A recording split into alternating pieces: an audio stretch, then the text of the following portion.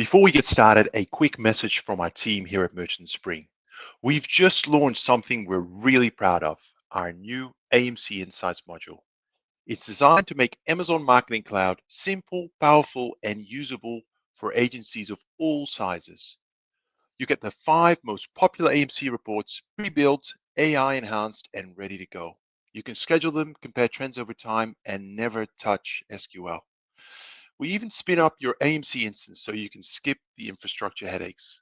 And the best part, it's free on all agency plans. AMC Insights. Insights, zero friction. You can learn more or book a demo at merchantspring.com.io.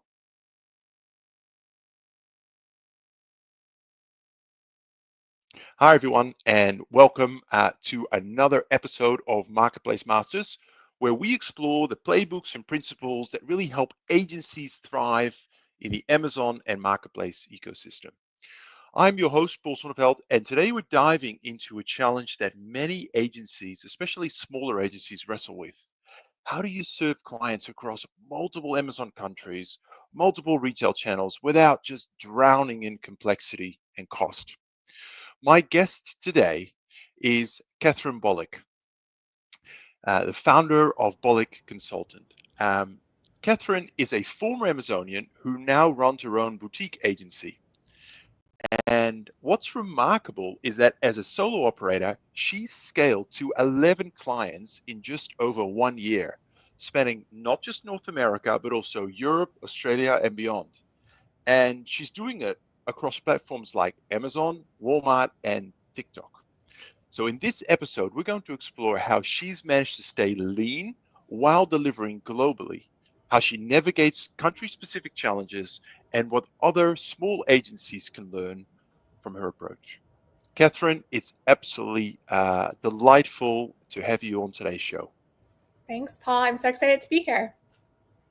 Excellent. Well, very exciting. I know, having started my own agencies many years ago, not solo, might I add, um, I'm very curious about some of the hows here because this is it sounds like a very big lift, but something that you have really managed to crack. So let's jump into that. Just just curious though, tell us a little bit more about like the journey from Amazon to starting your own agency and consultancy. I know many sort of Amazon professionals are either former Amazonians or maybe sellers that think about starting their own agency. I mean, what was your journey around that? How did you get to that sort of position? Yeah, so I started at Amazon 5 years ago, and I worked across every category you could imagine. Hard lines, soft lines, home and kitchen, sports and outdoors, consumer electronics. And my last years were spent leading an international team where I managed China-based sellers that were then selling and advertising into other countries. I loved the pace and the challenge of Amazon, but the more I spent time with brands, the more I really saw a gap in the market. And I found that brands were craving a deeper partnership with their agencies, something that extended beyond tactics, really into long-term strategic consulting. So that's why I launched Bullock Consulting. I wanted to bring that boutique feeling to the agency market. I don't want to just roll out the same SOPs to each of my clients. I want to build an agency that's highly personalized and tailored to the exact needs of each of my clients. Yeah, fantastic. Now, there is something quite unique about your agency that you position it both as an advertising agency and as a strategic consultancy. Um, Great dual positioning here. What do you see as the advantages of this dual model? What does it create for your clients, and how does it reflect your the broader mission of what you're trying to do for your clients? Yeah, it's a great question. I think the dual agency consultancy model is really important. I found that a lot of agencies are fantastic at execution. You see them building campaigns, reporting, optimizations. But today's brands need more than that. They need somebody that can zoom out and really understand the CEO's 5 year plans and then translate that into a tactical strategy at the annual level for every platform. And so that's why I really founded Bullock Consulting. I wanted to marry that hands on campaign management with long term strategic consulting. That combination really allows me to scale spend profitably, but at the same time, influence things like pricing, product mix, channel strategy that are instrumental to success in the organic sales side to ensure that my clients are hitting their goals. It's really full funnel, full picture, and I ultimately see myself as a business growth consultant. That's great. That's really good. So let me get to the big question.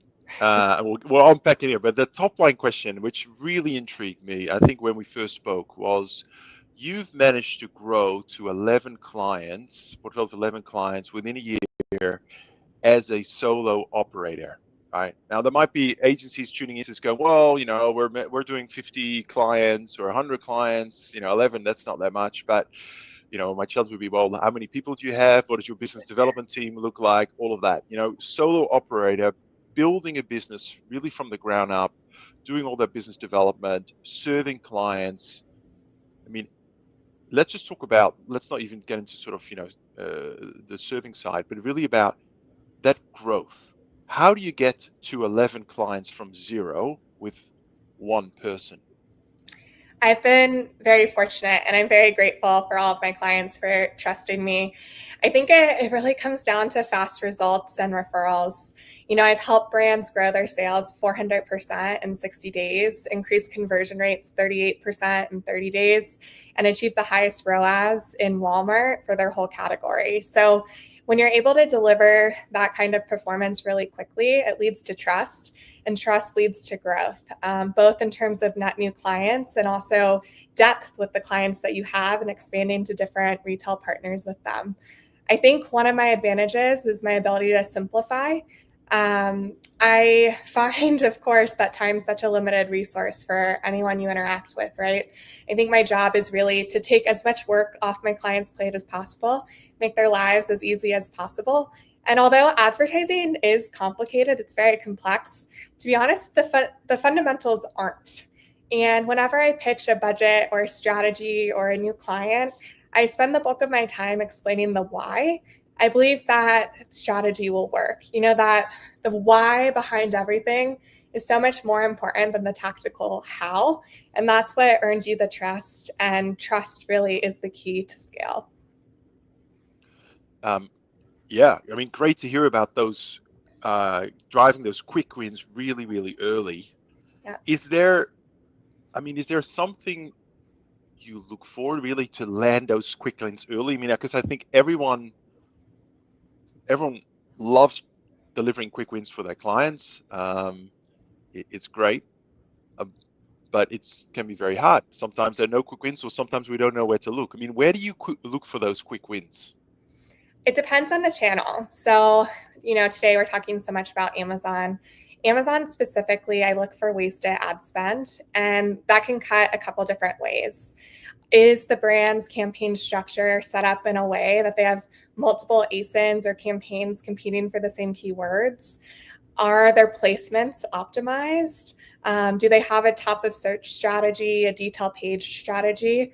What I find to be a really key to success is segmentation. So I really want my clients to be laser focused on what exactly are their priority products by tier, and then how do we align those ASINs to the exact keywords or competitive products we want that ASIN to own, so that we aren't competing against each other. We're not driving up our CPCs, and we're able to see those really quick results. Now, too, we're so fortunate with today's data and AI that we can use things like AMC reports. So we now know multi-touch attribution. We know conversion rates for every different path to purchase. So I can really dive in and see which pathways are the most efficient and compare that to the percent reach of each pathway so that I can shift around budget to really optimize for conversion rates. That's really great. You and I should have a further chat about what further queries I need to build into our AMC module, really to unlock those quick wins. That sounds like a great build. Actually, we've got a great question here from Kristen around AI, and well, you touched on that. Kristen, thank you so much for your question. A great prompter for everyone else to put their questions in it. We're going to answer it towards the end of this conversation. So thank you very much, Catherine. I want to go back to the second angle of kind of you scaling, right? One dimension is, 11 clients, 0 to 11 in 1 year, great. But you were, I would say, very brave to also start scaling geographically and across platforms, right? Multi-country, multi-channel. It wasn't just like I'm scaling 11 clients in the toys category in Amazon in the US. No, you sort of went Walmart, TikTok, different countries, all of that. Pretty brave, I think. How did you get to that decision to actually go and do that? Because many in the industry would counsel against that. You've gone against the trend. Why? I would say in a lot of ways, my agency model bucks the traditional trend. To answer the first half of your question, why go multi country? My experience at Amazon, I think, really gave me confidence in navigating international nuance. I led an international team. I have managed account executives in the US and Canada, a dotted line to Japan, and worked across all the Amazon markets internationally. And so through that experience, I really saw firsthand how fragile a brand is if they're reliant on one market or one channel. To me, expanding to a different market, it's not just about growth, but it's about resilience. And if you think about it, to use Canada as an example, it's one of the easiest next steps to expand into. The Canadian population is about 10% the size of the US, right? So expanding into Canada is an immediate opportunity to grow your US sales 10% incrementally. And if you were to take that proposition to any CEO, they would jump at the chance, right? That would be so exciting. And that's exactly what the Canadian market and any other international market represents, international growth. So my goal with international markets is really to help my clients future proof their sales and make their businesses more resilient. In terms of expanding to multiple channels, I think that has inherently more risk than expanding globally, to be honest, because there's more nuances between shopper behavior of different channels. And for me, what I really wanted to do with each client is so deeply and intimately understand their business that I was their go-to trusted partner. And I think their entire e-commerce system works better the more channels that I'm able to help integrate and manage. And so I think it's really a value add that I can then take, what we're doing on Amazon and apply it to Walmart. So I think it's actually the best thing for the client. It's a great defensive play too, right? Because it sort of sticks. It makes the client a lot more sticky. And I remember, many years ago when we were starting our agency, we would just do those channels for the client because for some reason they were very set on them, and if we didn't do them, they would probably ask another agency, and then the agency we pitching for the Amazon business before you know it, right? So there's a bit of that as well, always. Everybody wants the Amazon business. Yeah, exactly. But let's talk about the country aspect, right? How, how do you tailor? Like you said, you're pretty big on strategy and working with the senior leadership team, really doing what's right for individual businesses. And that passion comes across. But how do you do that? Across all these different local markets. Take advertising for example. How do you tailor that across different countries? I'd love to hear maybe an example of how that's come together. Yeah, it's so important because each market has its own context in which the shopper is live shopping in. So to give some examples, in Mexico, shoppers are extremely price sensitive, and it's incredibly important that creative is mobile first. In Canada, we see very similar shopping behaviors to the American market, but if you want to sell anything in Quebec, you need to lead with the French language creative that really earns trust with the Quebec market. And then Japan, for example, trust building is so important. And the Japanese consumer responds to that a lot more than a hard call to action. A softer call to action actually works a lot better in Japan. So, in terms of advertising, it's critical to adapt the actual ad creative, as well as your bidding strategies and keywords to really align with that localization. Yeah, absolutely. That are some great examples there. Um, What about like compliance issue? I mean, the compliance has always come up. And in fact, there's people that run whole webinars on compliance as you do geographical expansion. I mean, how do you navigate that? and how you sort of cut through that not becoming a full-time job? You're right. It is a full time job. And honestly, I've navigated it by not including it in my scope. I'm very fortunate that the brands I work with have incredible operations teams that are able to navigate the compliance. So I spend a lot more time focused on the localization of the ad strategy and the creative copy itself. That makes sense. That makes sense. And are there any, in terms of that cross-country border expansion? I mean, what tools? I know you're not a Merchant Spring customer, so just to be transparent here, it's not a sales plug. But what are the tools, systems that you use that just make your life a little bit easier? It's a great question. Obviously, asynchronous communication is really important whenever you're working across time zones. But I really think the most important thing is cultural understanding of the different markets, both for myself or whatever agency is activating in a foreign market, and also for the brand. And if you understand those cultural drives behind shopping behavior, it really is going to mitigate any complexities that you run into. So I really recommend that any agency brand that's looking to expand across the globe spend some real boots on the ground time in that country. That was my next question, actually, which is, I mean, you've had the privilege in your previous career, parts of your career to be exposed to different teams, different countries. You've probably traveled, and so you have some understanding. But not everyone has, right? So how do you get familiar with, say, how the Japanese consumer shops? Great recommendation. Obviously, spend some time on the ground, learn that. Are there other tips that might be useful just to sort of how do you get an accelerated understanding of a country and culture that might be very different to your own? Yeah, it's a great question. I think now we're so fortunate with all the different types of technology, we can really utilize them to travel virtually, if you will. TikTok is probably the easiest way to kind of check out what it might be like.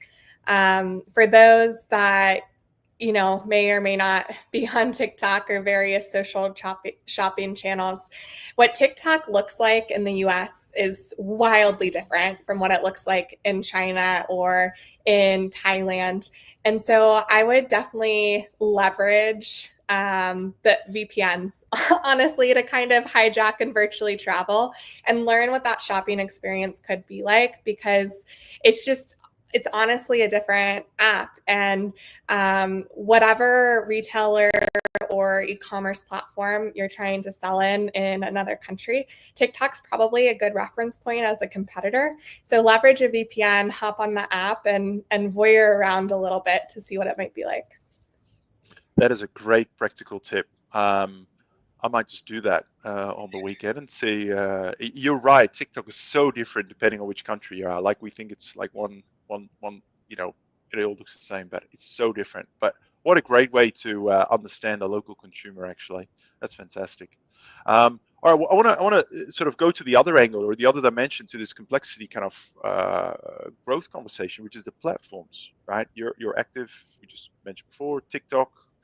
It's not just for research, but you manage clients on there as well. Walmart, you mentioned before. How do you,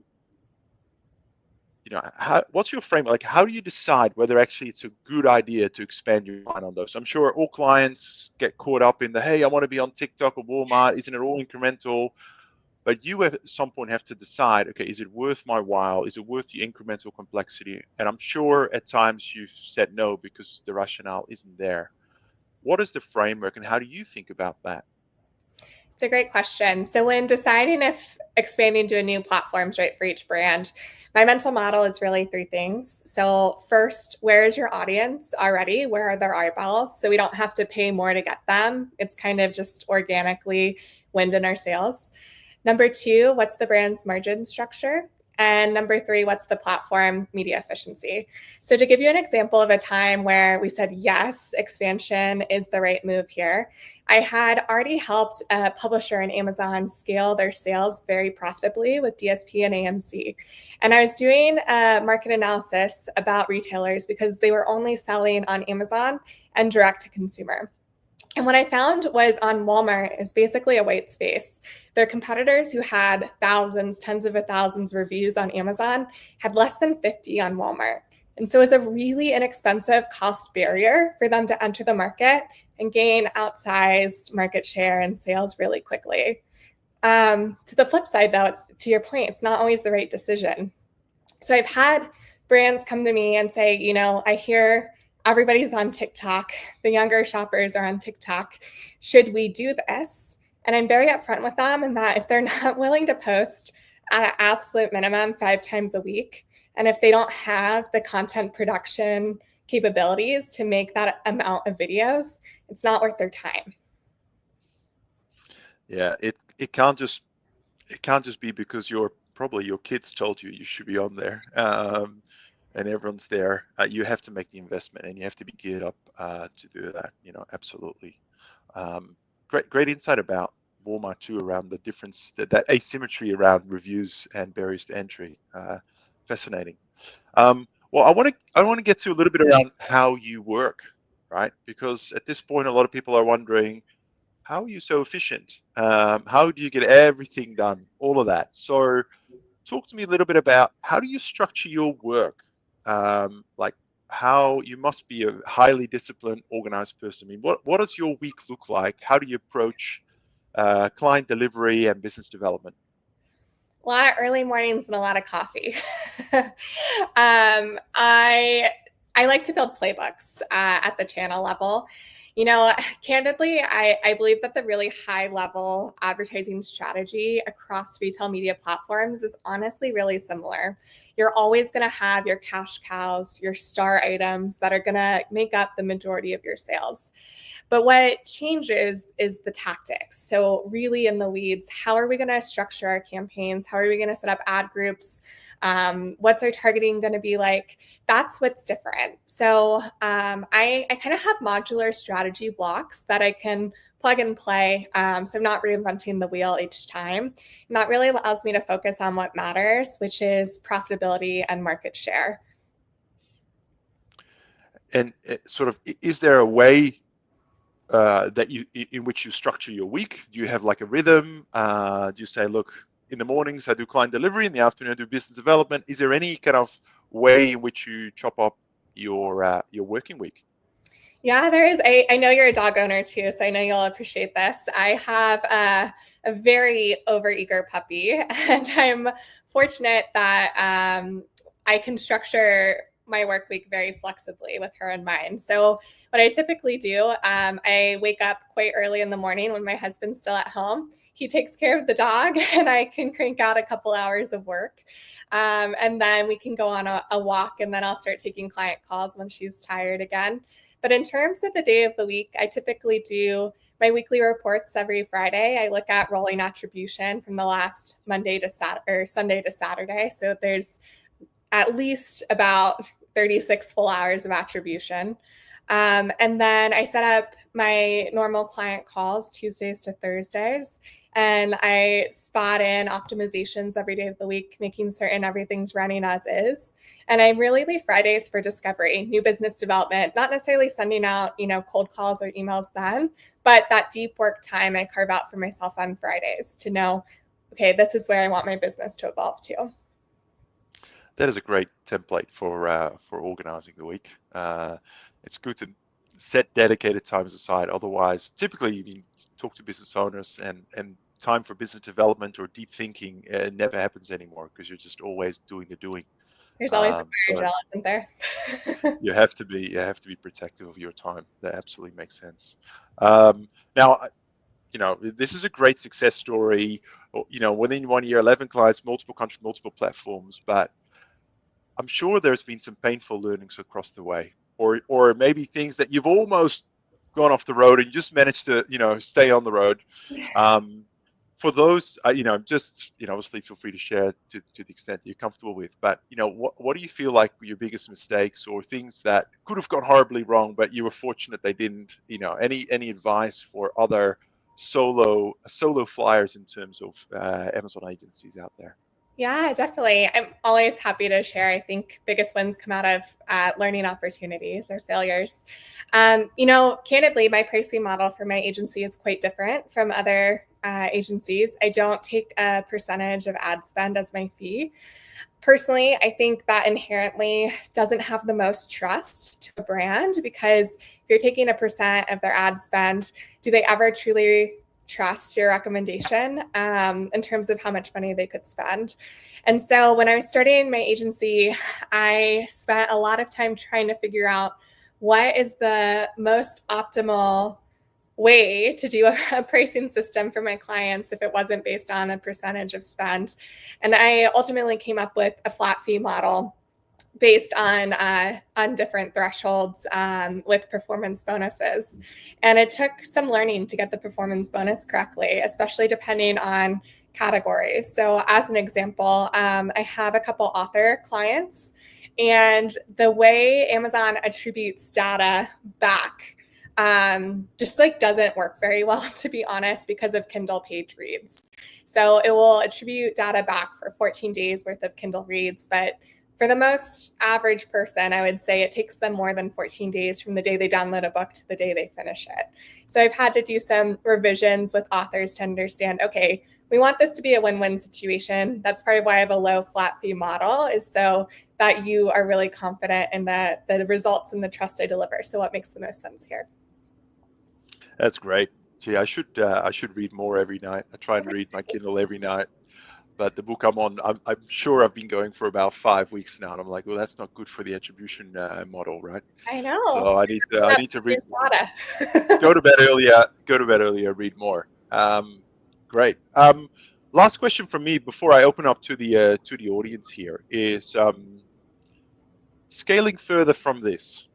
So hypothetically speaking, well, actually, there's really two questions, and the second one might be irrelevant. The first question is, where is um, your internal strategy in terms of, will you continue to grow? Like, do you think you'll be at 22, 25, or you're specifically trying to keep it small? I mean, we have worked with some clients. We have a very deliberate strategy. No more than 10 clients. We do a good job trying to grow them. That is our business model, and it can be a very good business model.